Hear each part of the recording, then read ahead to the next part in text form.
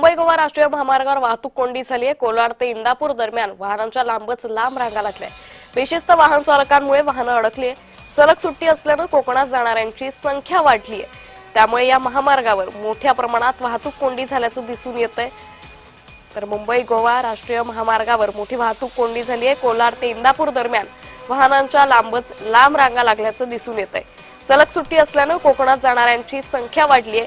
त्यामुळे या वाहतूक कोंडीचा प्रवाशांना आणि कोकणात जाणाऱ्यांना मोठा त्रास सहन करावा लागतोय। वाहतूक कोंडी लवकरात लवकर सोडवली जावी या असं आव्हान प्रशासनासमोर उभं ठाकलंय। मुंबई गोवा राष्ट्रीय महामार्गावर ही वाहतूक कोंडी झाली आहे। कोलाड ते इंदापूर दरम्यान वाहनांच्या लांबच लांब रांगा लागलेल्या आहेत। तर बेशिस्त वाहन चालकांमुळे ही वाहनं अडकली आहेत। सलग सुट्टी असल्यानं कोकणात जाणाऱ्यांची संख्याही मोठ्या प्रमाणात आहे आणि याच पार्श्वभूमीवर या महामार्गावर मोठी वाहतूक कोंडी झाल्याचं दिसून येत आहे।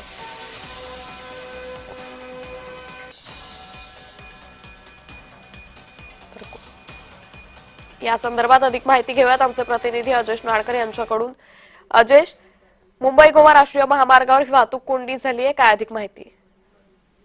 अंकिता, गेल्या 2 तासापासून जे आहे ती मुंबई गोवा महामार्गावर माणगाव या ठिकाणी प्रचंड मोठी वाहतूक कोंडी झालेली आहे। जवळपास 6 ते 7 किलोमीटर पर्यंतच्या वाहनांच्या लांबच लांब रांगा या ठिकाणी लागलेल्या आहेत।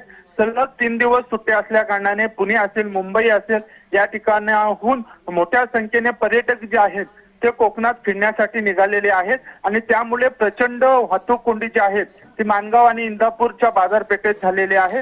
बेशिस्त वाहन चालक असतील किंवा वाहनांच्या वाढलेली संख्या यामुळे सातत्याने जे आहे ते माणगाव बाजारपेठेमध्ये वाहतूक कोंडी होते आणि याचा फटका जो आहे तो पर्यटक आणि प्रवाशांना बसताना दिसत आहे। अजेश, या संदर्भातले अपडेट आम्ही तुमच्याकडून घेत राहू। तुर्तास खूप धन्यवाद आपण दिलेल्या सविस्तर माहितीसाठी।